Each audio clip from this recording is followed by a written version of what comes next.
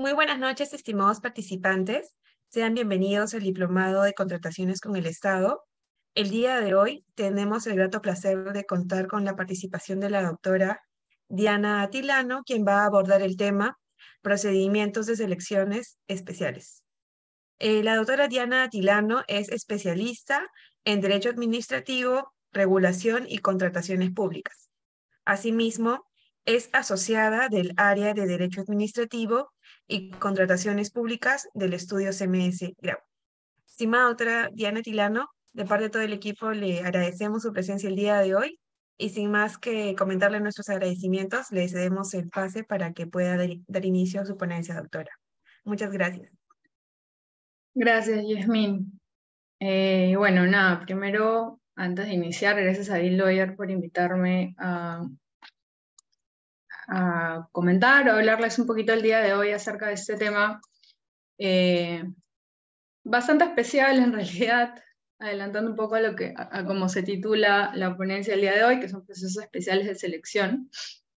No quería empezar a hablar de cómo es que he categorizado yo este tema de los procesos especiales, porque en realidad, si nos remitimos a la ley de contrataciones y a su reglamento, no es que vayamos a encontrar propiamente una categorización con esa nomenclatura, ¿no? Y esto puede causar, de hecho, una serie de desacuerdos, quizás, ¿no? Porque alguien puede entender que por procesos especiales algo diferente a lo que les voy a comentar el día de hoy, pero conforme vayamos tocando los temas, voy a tratar un poco de sustentar por qué estos casos específicos que les voy a comentar serían especiales, ¿no?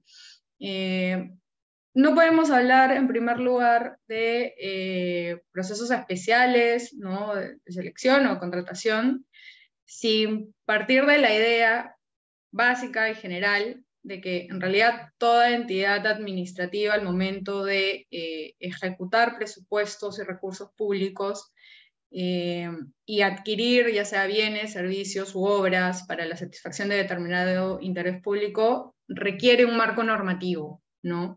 Y aquí es básico hablar más bien de una noción del principio de legalidad, ya vayamos ahora a un tema más bien de teoría de derecho administrativo, que un poco en contraste a lo que tenemos con los administrados. Sabemos que la administración desarrolla y ejecuta todas sus acciones sobre la base del principio de legalidad en virtud a esta vinculación positiva a la ley que tiene la administración, a diferencia pues de lo que nos corresponde a los administrados, ¿de acuerdo? Entonces, la idea está ahí, ¿no? Estos procedimientos especiales de selección definitivamente tienen un marco normativo que no necesariamente van a encontrarse en la ley de contrataciones, o sí, esto lo vamos a ver, pero van a tener un marco de actuación, de etapas procedimentales igual. La diferencia está, y esta es la lógica por cuales tienen una categoría especial, ¿no? Puede categorizárseles de una forma. Primero los sujetos involucrados, ¿no? Vamos a hablar aquí de un rompimiento de esta lógica dual que hay en la contratación de un agente contratante, que es una entidad del Estado, y un proveedor, ¿no? Vamos a ver aquí la presencia de un tercero que va a actuar en el marco de esta contratación. Pero también vamos a hablar después de criterios especiales de contratación, ¿no? Criterios que en realidad responden a supuestos de temporalidad, ¿no? Hablaremos un poquito del tema de la reconstrucción con cambios, por ejemplo, o de estas normativas especiales que han salido a raíz del COVID, ¿no? Ahora, la lógica general aplicable a todo proceso de contratación, sea especial o clásico, si es que lo queremos llamar de alguna forma, es que todos van a incluir disposiciones que permitan establecer condiciones de competencia efectiva en principio, ¿no? Y todos van a tener que asegurar la obtención de la propuesta más ventajosa para la satisfacción del interés público que subyace a la contratación. Esta es una lógica general, ¿no? Y el mandato, o digamos que la obligatoriedad del cumplimiento de esta finalidad tiene sustrato constitucional en el artículo 76. Entonces, haciendo pues el contraste, partiremos diciendo que hay una serie de procedimientos clásicos archiconocidos que están en la ley de contrataciones con el Estado, regulados también en su reglamento, y vamos a hablar pues de la licitación pública, el concurso público, la adjudicación simplificada, si se quiere, la comparación de precios, subasta inversa, incluso la contratación directa, ¿no? Estos son procedimientos clásicos ya establecidos en el procedimiento de en la ley de contrataciones, versus los que vamos a denominar ahora procedimientos especiales, que si bien un grupo sí se van a encontrar dentro de un marco general de la ley de contrataciones, vamos a ver pues que también van a haber aquellos que se encuentran ya no en la ley de contrataciones, sino que han tenido leyes de habilitación que responden a criterios de temporalidad o especificidad, ¿no? Este alejamiento, ¿no?, de la ley de contrataciones o de los procedimientos clásicos, si se quieren, responden de modo bastante general nuevamente a la búsqueda de la celeridad y la simplicidad en la provisión de esta satisfacción de intereses que busca tutelar la entidad al momento de contratar, ¿no? Y claro, esto llama bastante la atención porque creo que nos dice bastante acerca de que de repente el esquema o el diseño de estos procedimientos clásicos más bien no buscan satisfacer necesariamente la celeridad o la simplicidad al momento de la provisión de estos bienes, servicios u obras, sino que buscan estos procedimientos clásicos tutelar otra serie de criterios, ¿no? Criterios más bien vinculados a otros tipos de fenómenos que pueden ocurrir en la contratación pública o en el ejercicio o la ejecución del presupuesto público. Llámese corrupción, ¿no? Y por tanto van a tener una serie de pasos, una serie de pasos con plazos más amplios, con supuestos, por ejemplo, de observaciones a las bases, con supuestos de revisión de cada una de las etapas de la contratación.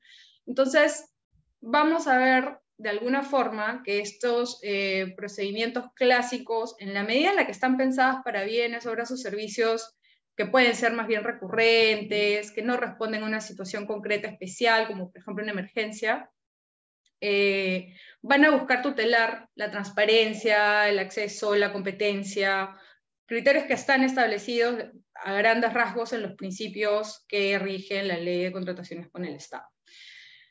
Frente a estos, como reitero, vamos a tener pues que la ley reconoce que la satisfacción de estos criterios no necesariamente satisfacen pues los criterios de celeridad y simplicidad, ¿no? Y por tanto va a haber o va a necesitar de otros mecanismos que los habilite legalmente para el cumplimiento del principio de legalidad, obviamente, pero que también aseguren determinados criterios no negociables, ¿no? Pero que tengan como principal finalidad esta satisfacción de celeridad y simplicidad. Esa es la lógica subyacente detrás de por qué es necesario regular procedimientos especiales. Habiendo dicho esto, la lógica de la exposición del día de hoy sigue a que los procedimientos especiales, como los he denominado ahora, y dentro de este grupo de procedimientos especiales, tienen una lógica de ya no rompen, perdón, esta lógica de relación directa entre entidad y contratante en alguna de las etapas, específicamente en este caso en la etapa de selección, que también hay en actos preparatorios, pero establecen una relación distinta a la DUO, ¿no? Ya no se rompe aquí el esquema en que es la entidad quien contrata a un proveedor, sino que hay la aparición de un agente, de un tercer agente, sobre la base de determinados criterios que están preestablecidos en la norma, ¿no? Evidentemente, el principio de legalidad aquí, sobre todo en materia de contratación pública, pues es primordial, ¿no? Y esto responde pues a la tutela de que hay ejecución de presupuesto público detrás de la contratación pública.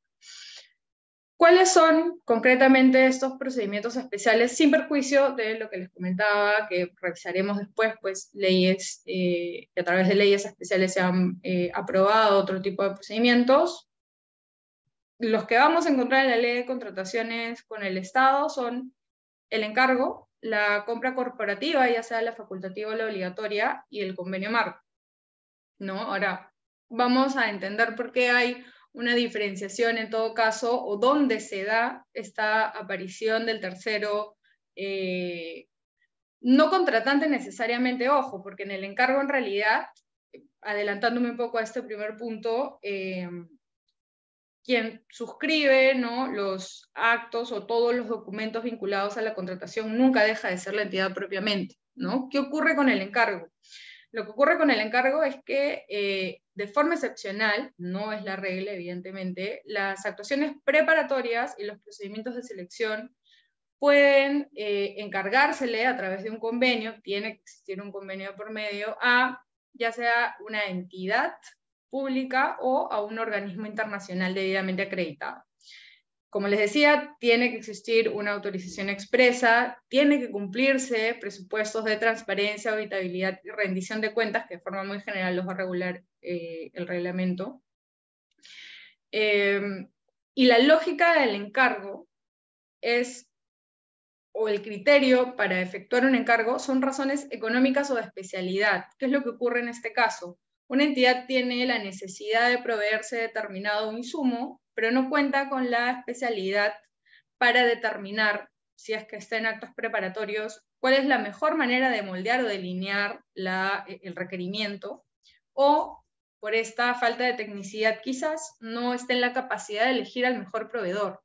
Por eso que es necesario que el informe del área usuaria, el informe donde se sustenta la necesidad, también sustente por qué es que el área de contratación no sería o no estaría debidamente facultada para efectuar una contratación según los mecanismos de contratación clásico que les hemos comentado, ¿no? ¿Cuál es la necesidad aquí de efectuar un encargo? Las condiciones para efectuar el encargo están reguladas en el reglamento, ¿no? Como les decía, debe existir aquí, si es que hay un encargo a una entidad pública, un convenio interinstitucional, ¿no? La delimitación de cuál es el encargo en sí, si son solamente las actuaciones preparatorias o el procedimiento de selección, puede ser cualquiera de los dos que se efectúe el encargo. Por encargo se puede pues, contratar bienes, servicios en general, consultorías o obras, y la necesidad de que exista un informe previo técnico legal, ¿no? Que no solamente explica la necesidad, sino también la viabilidad. Eso tiene que ser aprobado por el titular de la entidad, y aquí hay un tema de responsabilidad subyacente a esta disposición que obliga a que sea el titular de la entidad quien suscriba pues, este informe de necesidades para efectuar el encargo. Ahora, como ya les comentaba, hay una lógica también de que no necesariamente sea el encargo efectuado a una entidad, a otra entidad pública, sino que también hay la posibilidad de que se efectúe los encargos a organismos internacionales, ¿no? Más bien el reglamento aquí acota determinadas circunstancias, y en este caso, para que se efectúe el encargo a entidades o organismos internacionales, solamente tienen que estar vinculados a contratación de bienes que respondan a tecnología de última generación, temas vinculados a innovación o uso científico, hay un tope de monto por el cual se pueda delegar el encargo, y efectivamente, en la medida en la que estamos saliendo, ¿no?, de un supuesto regular de contratación clásica, y el reglamento se ha encargado de establecer una serie de candados, ¿no? Y en este caso el encargo, por ejemplo, tiene que ser aprobado si es que es una entidad del Poder Ejecutivo mediante resolución del titular de la entidad, si es que lo realiza el Poder Legislativo y Judicial o cualquier organismo constitucionalmente autónomo, los titulares de dicha entidad. Pueden realizar encargos también los gobiernos regionales y locales por acuerdo de Consejo Regional o Consejo Municipal. Inclusive, las empresas del Estado también pueden efectuar este tipo de encargos, pero a través de acuerdos de directorio. La facultad para suscribir la aprobación de estos encargos es indelegable.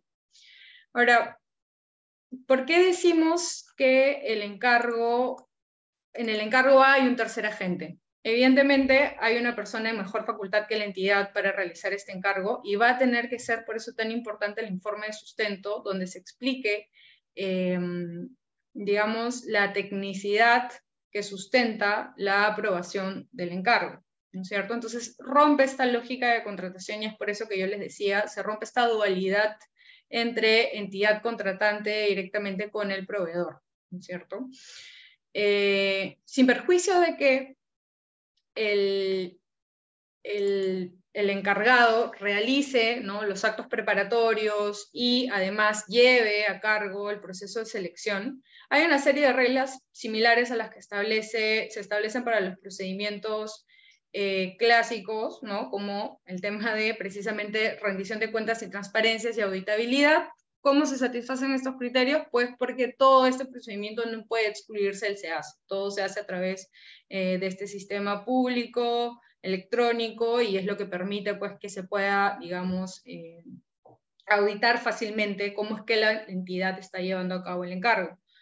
Otro tema también es que aquí no hay un tema de competencia, o sea, si bien este encargado va a llevar a estas actuaciones preparatorias y el procedimiento de selección y lo hace en base a esta especificidad que tiene, no suscribe los documentos. Quien suscribe los documentos en todo momento es quien está haciendo el encargo, y además todos los temas de responsabilidad evidentemente subyacen al órgano que está pues suscribiendo los documentos y efectuando o satisfaciendo la necesidad de la contratación, ¿no? Evidentemente aquí se mantiene un control del órgano de control interno de la entidad, y hay un deber de fiscalización o de supervisión por parte de la entidad quien realice el encargo, ¿no? Ese es un primer ejemplo, ¿no?, de un procedimiento especial de contratación.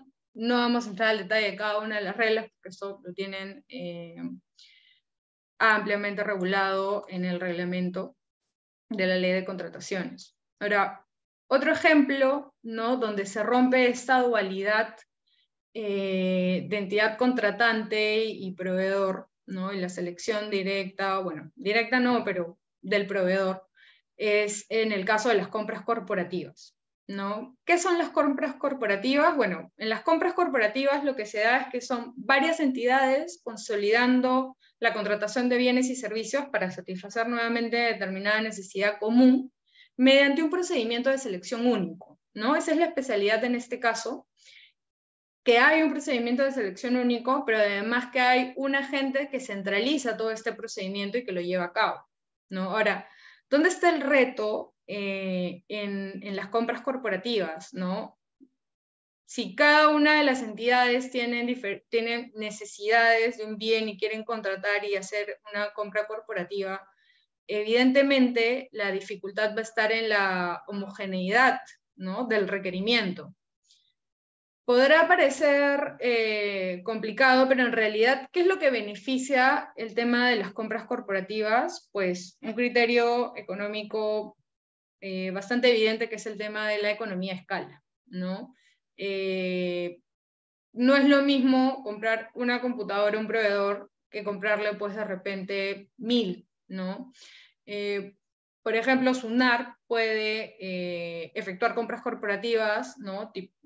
Y aquí sí está la diferencia entre compras corporativas facultativas y hay obligatorias. Después vamos a hablar un poco más de eso.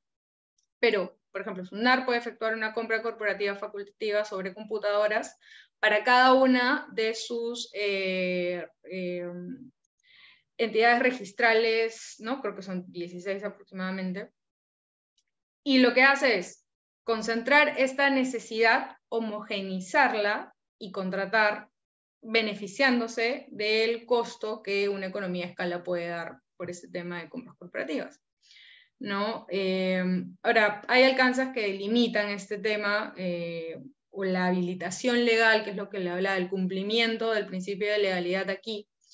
Nos remitiremos más bien al supuesto específico que está regulado en el artículo 106 del reglamento de la ley de contrataciones, donde nos hablan de los alcances del encargo en el caso de las compras corporativas. Y bueno, lo que nos establece básicamente es que este tipo de encargo de caso de compras corporativas solo alcanza las acciones necesarias que permitan a la entidad realizar, ¿no?, el procedimiento de selección para obtener de parte de los proveedores una oferta conjunta de los requerimientos similares, ¿no? Y esto hasta dónde alcanza, hasta la determinación del proveedor seleccionado y hasta que la buena pro quede consentida. Luego de eso, quien suscribe, nuevamente, al igual que el encargo general que habíamos realizado, ya no dentro del marco de compras corporativas, Lo que ocurre en este caso es que quien suscribe nuevamente los contratos es cada una de las entidades que están en el marco de la compra corporativa, ¿no es cierto? Sobre la base de eso, y esto tiene claras implicancias en la parte de ejecución contractual, porque evidentemente quien va a tener que supervisar el cumplimiento, ¿no?, de todas las disposiciones de la parte de ejecución contractual va a tener que ser la entidad que en su momento conformó el grupo que efectuó la compra corporativa, ¿no? Entonces, nuevamente hay aquí una figura que sale del esquema clásico, donde pues una entidad, para beneficiarse de una economía de escala, homogeneiza necesidades, asigna a una entidad, ¿no?, en este caso SUNAR con sus oficinas registrales, por ejemplo, y en realidad quien suscribe cada uno de los contratos va a ser pues cada una de las oficinas registrales. Hay una variación aquí, una disminución en los plazos de suscripción de los contratos. Eso también es un detalle muy específico que en realidad está en el reglamento de la ley de contratación. Como les decía, en compras corporativas teníamos las facultativas, pero también tenemos compras corporativas obligatorias, ¿no?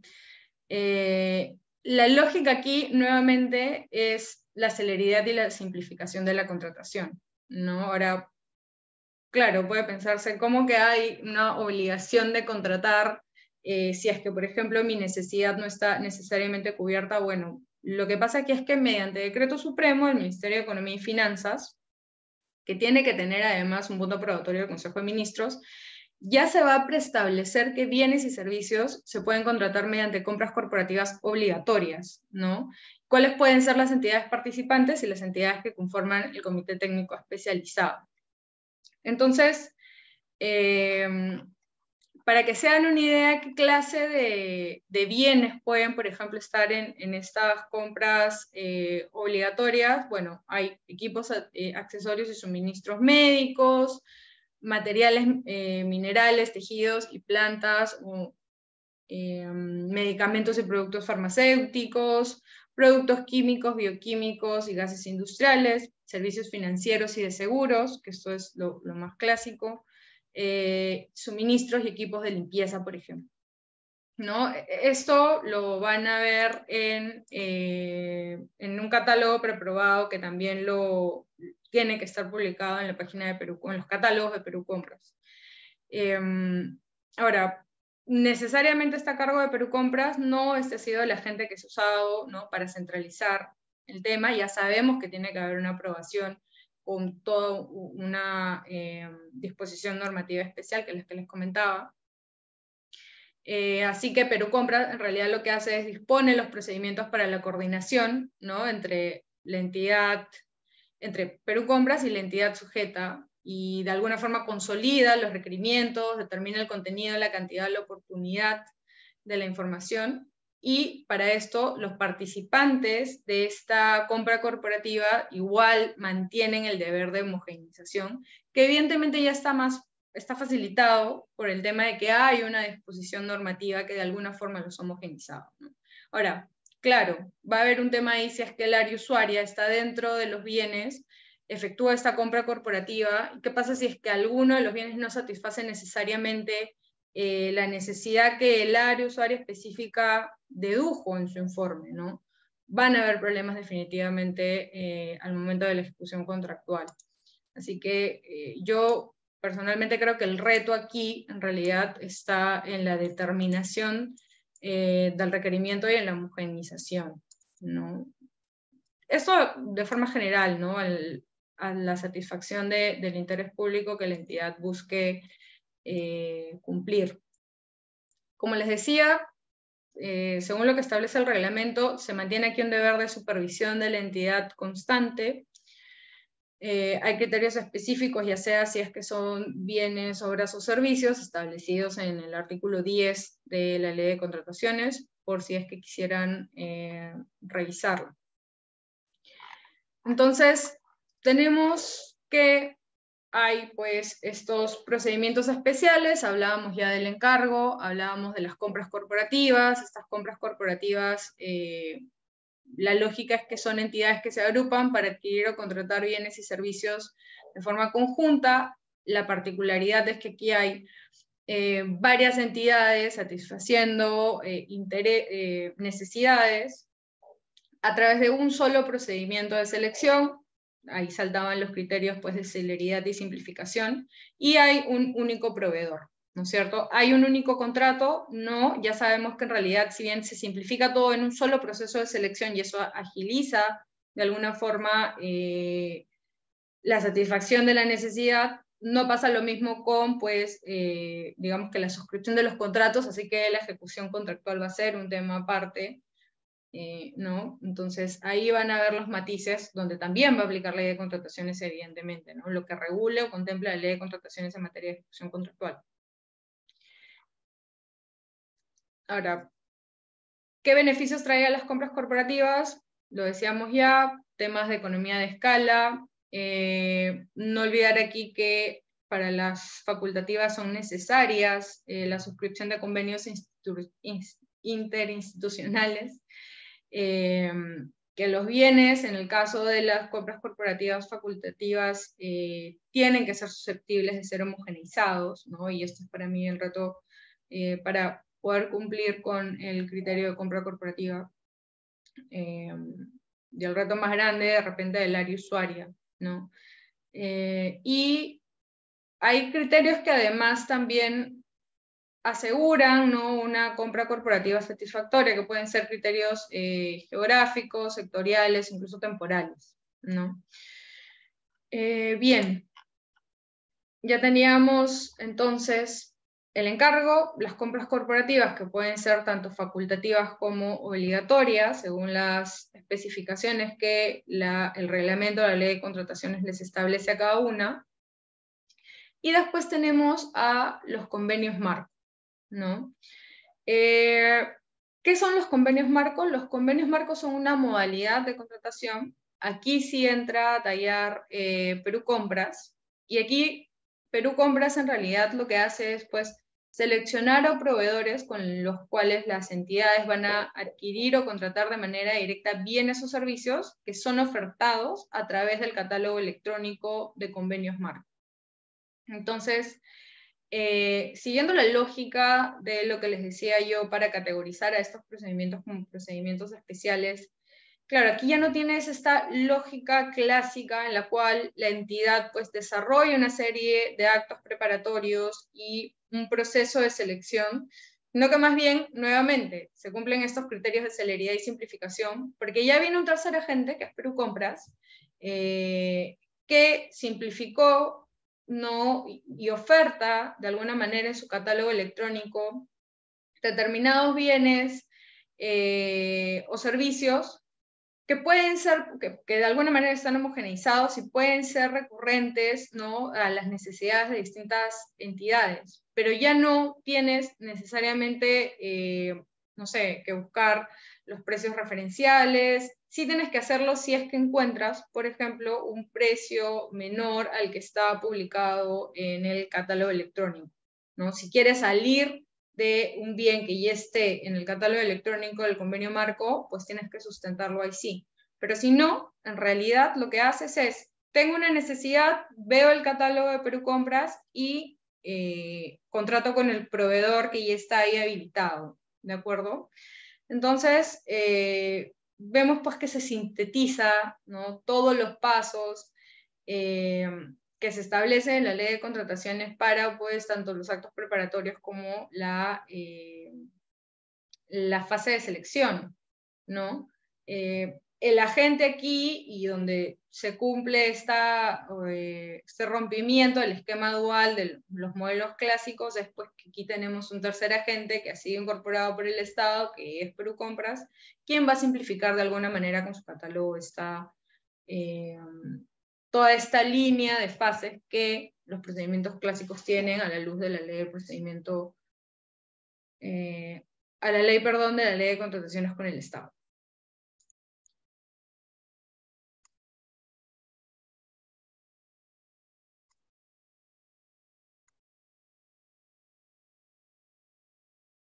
Bien, entonces, Ya les había comentado un poco cuáles eran los productos que podíamos encontrar en los catálogos de Perú Compras, ¿no?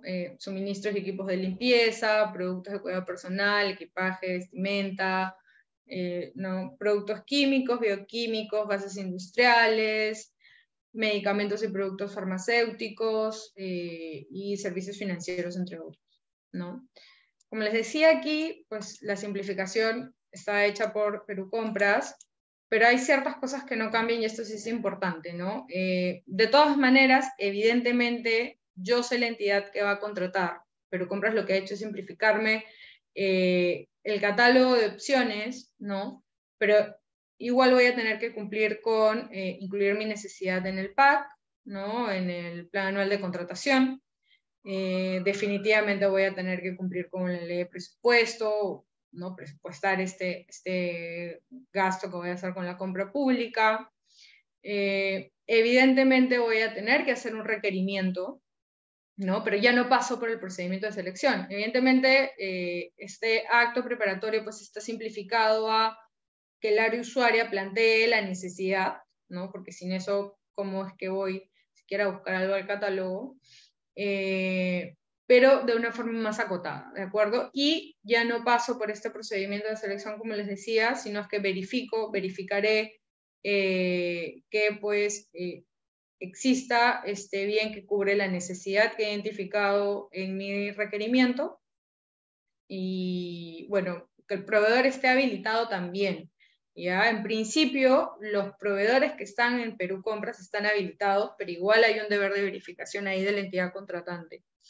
Y los vamos a ver igual en los supuestos de exclusión, que están también regulados en el reglamento, de cómo es que ya Perú Compras hizo la selección de los proveedores de forma previa incluso a la existencia de la necesidad, pero pueden cambiar los supuestos por los cuales este proveedor estaba habilitado, y eso es algo que tiene que verificar precisamente la entidad. Entonces, en esta tercera categoría de procedimientos especiales de los que les conversaba, que es básicamente los convenios marco, ¿cuáles van a ser los agentes? Bueno, va a ser lógicamente Perú Compras, quien va a ser el encargado de implementar, desarrollar y supervisar la modalidad de selección por convenio marco. Va a ser el proveedor adjudicatario, que es el proveedor que adquiere el derecho a incluir sus productos en el catálogo electrónico del convenio marco y quien ofrece los bienes y los servicios. Y la entidad contratante, ¿de acuerdo? Que es quien contrata directamente con el proveedor adjudicatario a través del catálogo electrónico del convenio marco, que además se publica en el SEACE, y que la existencia de estas tres partes involucradas son un poco de lo que les comentaba ya, este rompimiento de la dualidad que tienen los procedimientos de contratación clásicos, por denominarlo de alguna forma. Nuevamente, particularidades, es un método especial de contratación, no hay aquí procedimiento de selección. Se puede exigir al proveedor, sí, experiencia, capacidad financiera, compromiso de garantía de fiel cumplimiento, un compromiso de stock mínimo. La contratación a través de los catálogos electrónicos es obligatoria desde el día en que entra en vigencia, salvo la excepción, que es cuando se verifique en el mercado, y es lo que les comentaba, la existencia de condiciones más ventajosas, ¿no? Que tienen que ser siempre objetivas y demostrables, con la autorización de Perú Compras, bajo sanción de nulidad del contrato que la entidad pueda suscribir, ¿no? ¿Qué más tenemos acerca de los catálogos electrónicos en los acuerdos marco? Tenemos que la implementación o la extensión de la vigencia de los catálogos electrónicos de acuerdo marco va a estar a cargo de Perú Compras siempre, ¿no? En principio son ellos los que tienen que mantener actualizado este catálogo sin perjuicio, y es algo que se mantiene, porque yo no voy a voltear y le voy a decir a vos si no, es que yo compré con Perú Compras.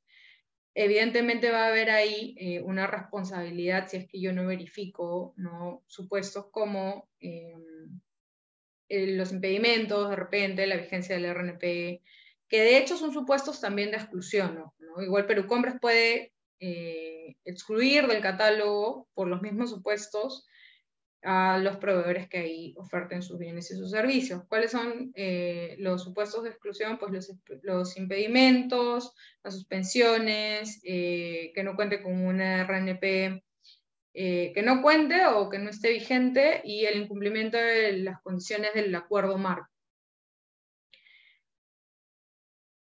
Bien, entonces, esto era un poco de qué podríamos decir que son procedimientos especiales que salen de esta lógica dual de contratación que prevé la ley de contrataciones con el Estado, ¿no? Vamos a tener, ya a manera de repaso, los encargos, que pueden ser a tanto entidades públicas, a otra entidad pública o a una entidad internacional.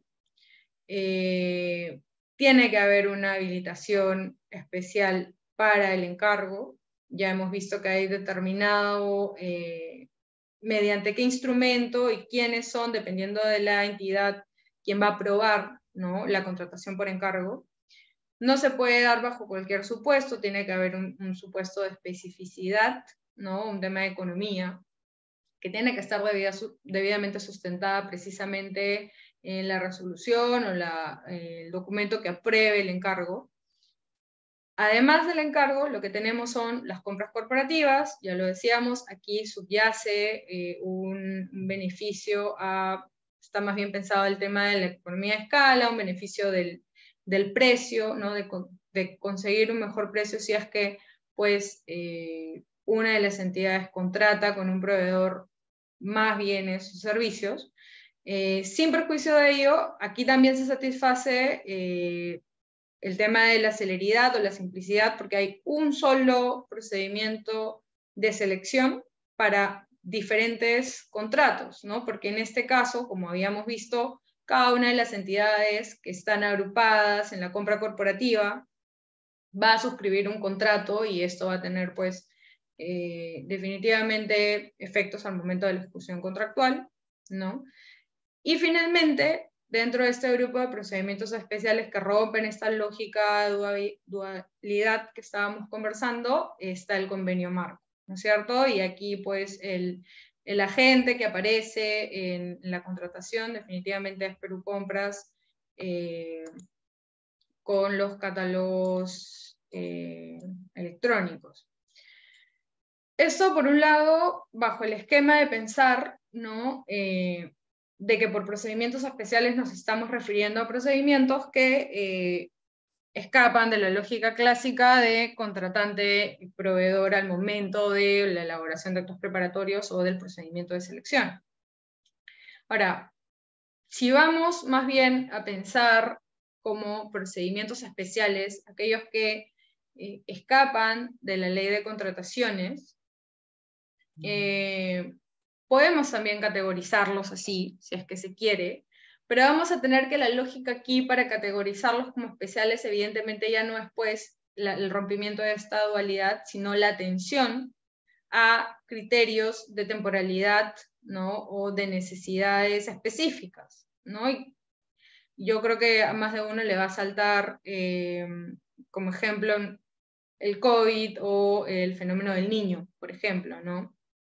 Creo que es bien conocido que en el marco temporal de estos dos, bueno, la pandemia o este fenómeno natural, definitivamente el Estado, pues, no aplica ley de contrataciones. Ya hemos hablado que la ley de contrataciones pareciera indicar que por sí misma señala que no es la forma más célere o rápida de contratar, pero eso es porque tiene una lógica especial, pero que necesita de mecanismos que sí, ¿no?, que satisfagan de forma rápida, simplificada y célere determinadas necesidades, sobre todo si es que hay que atender una circunstancia de fuerza mayor, ¿no es cierto? Entonces, ahí van a aparecer determinadas normas que han aprobado, supuestos de contrataciones alejados de lo que establece la ley de contrataciones con el Estado. Ahora, lo curioso aquí es que en realidad, si bien se alejan de la ley de contrataciones con el Estado porque tienen su régimen normativo especial, si nosotros digamos que analizamos cuáles son los pasos que siguen las contrataciones, vamos a ver que en determinados casos en realidad se trata de los mismos pasos que seguiría un procedimiento clásico, solo que con plazos acotados o eliminando determinadas etapas, ¿de acuerdo? Entonces,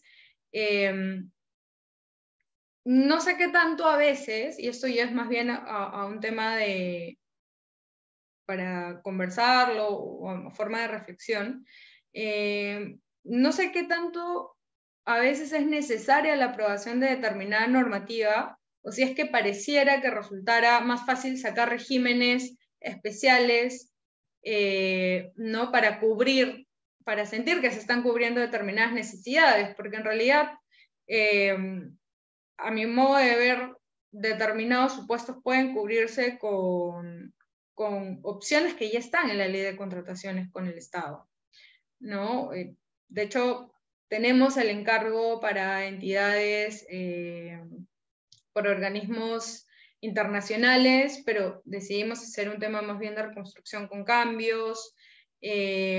Ahora, sobre el tema de reconstrucción con cambios, es que yo tengo ahí más bien un tema, una crítica fuera de la que les acabo de comentar, es también que esto estaba pensado como algo temporal para atender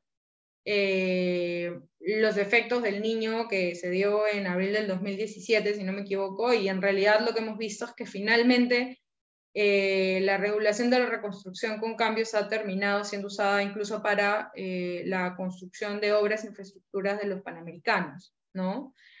Entonces, definitivamente los instrumentos normativos que se aprueban para esta celeridad o simplificación de las contrataciones públicas, aunque en su objeto digan algo, yo creo que finalmente son usadas o manipuladas de forma de que satisfagan una necesidad inmediata sin pensar que, o detenernos a ver que la ley de contrataciones podría cubrir o satisfacer ya el cuerpo normativo que propicie esta contratación, ¿no? Y eso tiene un problema, y el problema es que en realidad la gente que ve contrataciones públicas pues va a tener una disparidad enorme, ¿no? Una vorágine regulatoria sobre qué puede contratar por esto, y no queda claro, y de ahí viene pues el órgano de control interno y te dice, ¿por qué usaste este mecanismo si tenías este? ¿No? Entonces yo sí creo que hay todo un reto aquí de seleccionar y evaluar cuándo realmente es pertinente usar tal o cual opción, pero creo que más bien entorpecemos esto creando nuevos supuestos regulatorios para cada circunstancia temporal o atención a supuestos en principio específicos y temporales, pero como vemos, supuestos que del 2017 siguen usándose inclusive a la fecha, ¿no? Un ejemplo de estos es el decreto de urgencia, el 070-2020, ya que es el decreto de urgencia para la reactivación económica y atención de la población a través de la inversión pública y gasto corriente ante la emergencia sanitaria producido por el COVID-19. Perdón, ese es el título del decreto de urgencia. Este decreto de urgencia reguló una serie de asignaciones presupuestarias, evidentemente para atender la pandemia, pero en el anexo 16 aprobó un procedimiento especial de contrataciones de bienes y servicios necesarios para la ejecución de actividades de mantenimiento de la red vial nacional y vecinal, previstas, aprobadas con un presupuesto además también aprobado en este decreto de urgencia. Y claro, ¿quiénes eran las entidades a las cuales las cuales podían aplicar este decreto de urgencia? Los gobiernos locales y Provías Nacional, que como sabemos está adscrito al MTC, ¿no? ¿Qué buscaba? Buscaba que con esta asignación presupuestaria se cumplan, ¿no?, el mantenimiento periódico, el mantenimiento rutinario y la prestación de bienes y servicios necesarios para estos mantenimientos de las redes viales, la red vial nacional y la red vecinal. Yo creo que la lógica subyacente de esto es evidente, estábamos en una circunstancia no regular, no era pandemia, había que asegurar por el tema de la movilización de las personas que estaban atendiendo la emergencia o incluso los enfermos, entonces había que asegurar que las redes viales funcionaran y funcionaran bien y que no pararan el tema de los mantenimientos, ¿no es cierto? Que evidentemente en una situación de pandemia pues los recursos necesarios para asegurar esto eran más altos, ¿no? Entonces se asignó más presupuesto y se creó esta disposición que autorizaba la contratación, y eso es importante, porque claro, bajo otro contexto tendría que haberse aplicado la ley de contrataciones, no, pero aquí se autorizó que estas contrataciones de bienes se dieran a través de este procedimiento especial, así se ha denominado, aprobado en el anexo 16, como les decía, del decreto de urgencia del 070-2020. Y hasta ahí todo bien, la lógica se entiende, ¿no? Parece algo razonable, pero en realidad si nosotros vemos un poco las características del procedimiento, pareciera pues un procedimiento clásico con la acotación, como les decía, de los plazos y algunos procedimientos, ¿no? Características importantes que necesitarían conocer, bueno, las necesidades que para los mantenimientos o la satisfacción de los bienes, de los mantenimientos de las redes viales o las vecinales, tienen que incluirse en el PAC. La misma norma señala, el anexo 16, que en estos casos aplica la ley de contrataciones supletoriamente. Tiene que existir un informe por parte del titular de la entidad que establezca por qué resulta de aplicación el decreto de urgencia 070, que es la misma lógica que vimos con los encargos, los convenios marcos o las compras corporativas. Tiene que haber un requerimiento aprobado por el área usuaria, ya sabemos que puede ser logística, o abastecimiento. Nuevamente que se sustente en este requerimiento la aplicación del decreto de urgencia. Este procedimiento no escapa al SEACE, todo se lleva por SEACE. Tiene que existir un expediente de contratación, tiene que existir un informe de valor referencial, solo que aquí se simplifica, no tiene que tomarse como referencia más de una fuente, no criterios que establece la ley de contrataciones del reglamento, sino que aquí se le permite la consulta de solo una fuente, ¿no? O si existe un contrato similar, puede usarse los valores del contrato similar ya suscrito por la entidad. ¿Qué más? Y aquí un tema de control que me parecía interesante era que el expediente de contratación se aprueba por el director o gerente de administración, pero debe ser puesto en conocimiento del titular de la entidad mediante, no lo dice la norma, pero lo que establecía el MEF, que era quienes dieron charlas acerca de cómo es que se implementaba este decreto de urgencia, es que mediante un memo, siempre en el expediente de contratación tiene que constatar el memo por el cual se le pone en conocimiento al titular de la entidad este sistema o digamos que el uso de la aplicación de este decreto de urgencia. Evidentemente hay un tema de responsabilidad de ahí atrás, ¿no?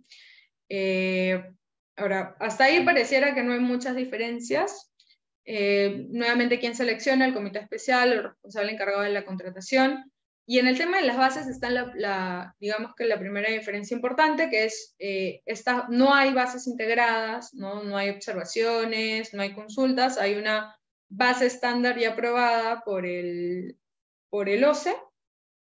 Y bueno, evidentemente está pues el capítulo de los requerimientos específicos que sí va a hacer cada área usuaria en cada contratación, ¿no? Pero esa es la principal particularidad, y ahí en realidad ya nos saltamos un montón de plazos, si es que nos ponemos a pensar, ¿no? Ahora, otra particularidad es que las ofertas en este caso se presentan por declaración jurada, ¿no?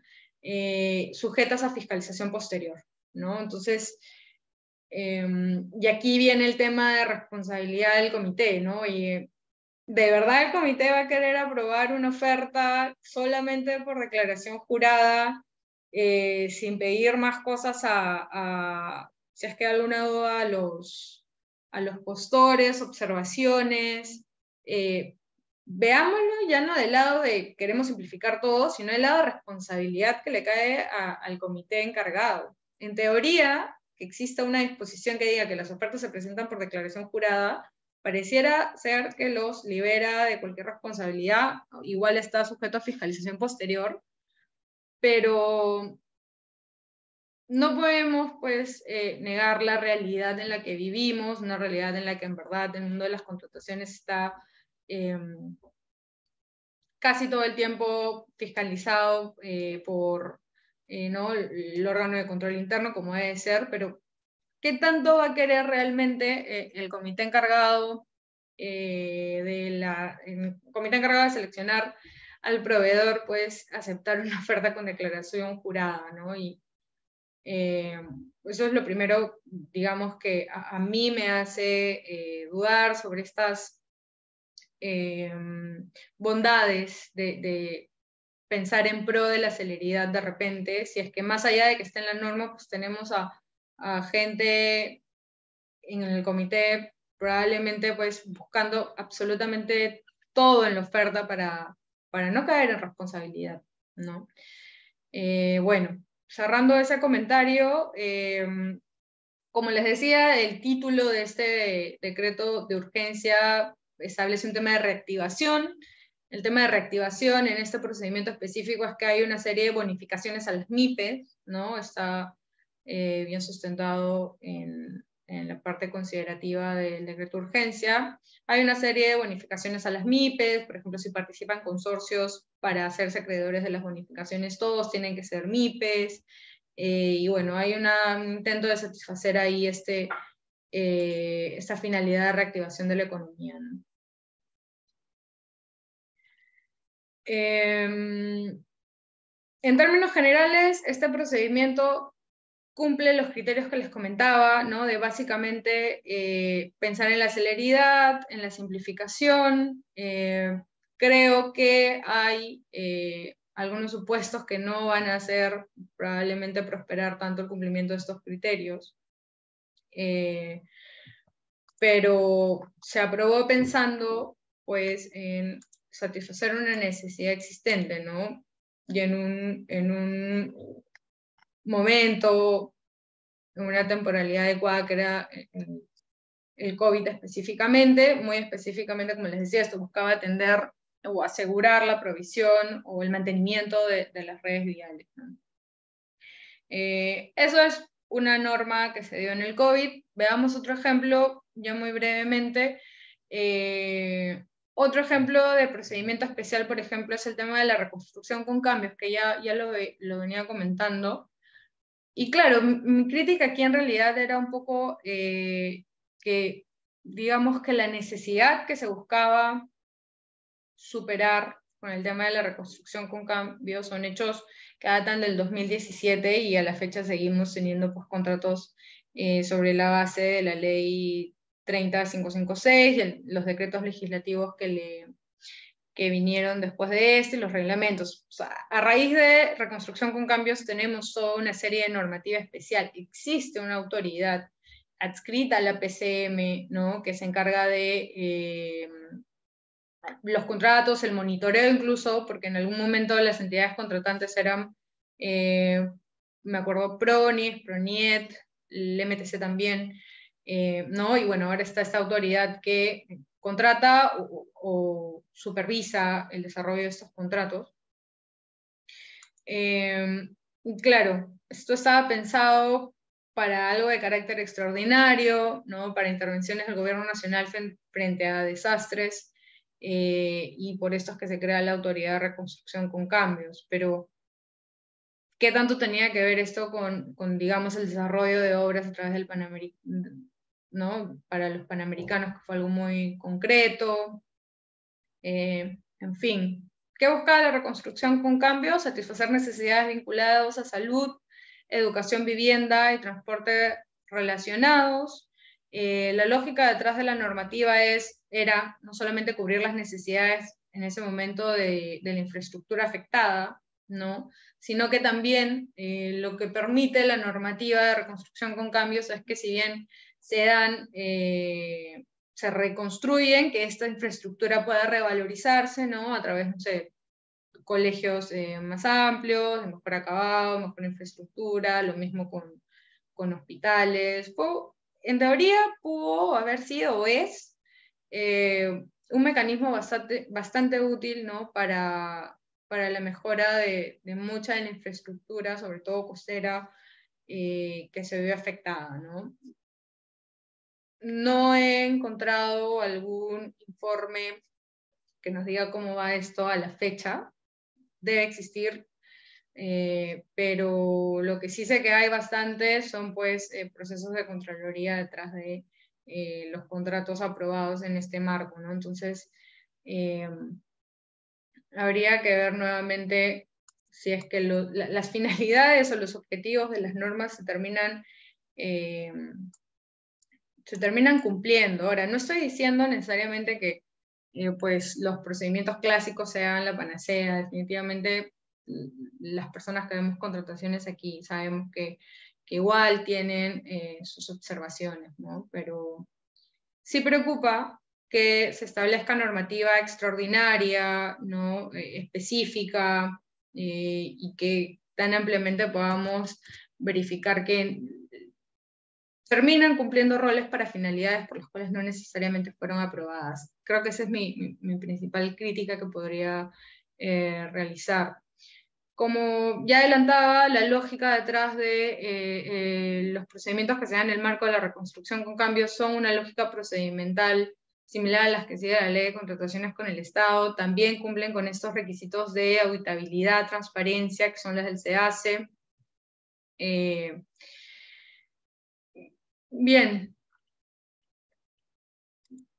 yo creo que por un tema de tiempos, creo que estos son los dos ejemplos más claros de aprobaciones de normas específicas pensadas inicialmente, ¿no? A ver, que escapan de la ley de contrataciones, no escapan bajo cualquier instrumento normativo, escapan a través de leyes, no puede ser de otra manera, que cumplen un objetivo, una finalidad especial, ¿no? Para atender eventos críticos o temporales de especial atención, pero terminan pues cumpliendo más o menos los esquemas que tiene la ley de contrataciones, terminan teniendo problemas similares al momento ya de la etapa de ejecución contractual o incluso de la etapa del control que se hace a tanto procedimiento de selección como de la ejecución del contrato. Entonces, quedémonos con la idea de que en realidad lo bueno es que de alguna forma el diseño normativo lo que busca es tutelar mediante procedimientos clásicos, ¿no? Determinados supuestos donde se le da más énfasis, ¿no? A los temas de auditabilidad, a los temas de transparencia, a los temas de la competitividad, de la participación de muchos postores, asegurar al 100% que pues, la oferta, el proveedor elegido sea el mejor del mercado, el valor por dinero, etcétera, pero que todo el cumplimiento de estos criterios va a tomar más tiempo, ¿no? Va a tomar más tiempo, vamos a tener que tener plazos más largos, más acotados, procedimientos más engorrosos, y que eso satisface necesidades que pues son recurrentes, son clásicas si se quiere, y que ante eso, dentro de la ley de contrataciones vamos a tener más bien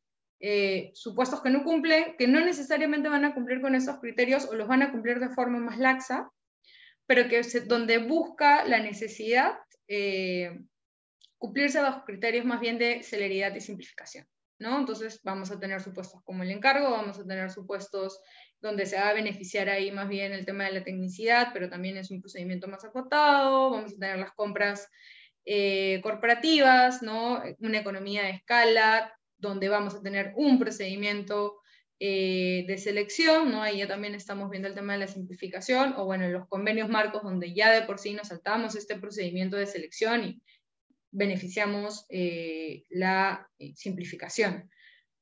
No se lleve la idea errada de que en estos no se cumple transparencia, no se cumple auditabilidad, no, pero se pondera la celeridad y la simplificación. Definitivamente auditabilidad, rendición de cuentas, transparencia, son criterios que se tienen que cumplir y que de alguna forma se cumplen usando el SEACE, hay un tema de responsabilidad de la entidad detrás, y todo eso, ¿no? El tema es qué criterio quiero beneficiar en función a la necesidad que tengo, ¿no? Y finalmente, siguiendo esa misma lógica, pues vamos a tener leyes especiales, ¿no? Que saltan de acuerdo a las necesidades por las que va atravesando la administración pública, ¿no? Fenómeno del niño, pandemia, que siguen teniendo una lógica organizada, ¿no? Pautada en la contratación, pero donde va a haber todo un esquema de planificación diferente, si se quiere, y donde ahí más bien vamos a tener que prestar atención a si los objetivos y las finalidades por las cuales fueron aprobadas realmente se están cumpliendo, ¿no? Bueno, eso era lo que les quería contar el día de hoy. No quería entrar pues a mucho detalle, artículos, plazos, en realidad era más bien una conversación breve, ¿no? Para reflexionar un poco de cuál es nuestro sistema de repente general de contratación, por qué de repente el Estado necesita procedimientos especiales, a qué responde, ¿no?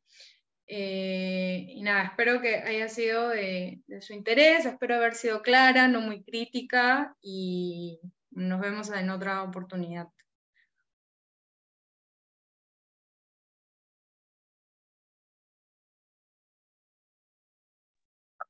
Muchas gracias, estimada doctora. Tenemos una pregunta, pero probablemente por el tiempo no sé si se la pueda pasar por interno.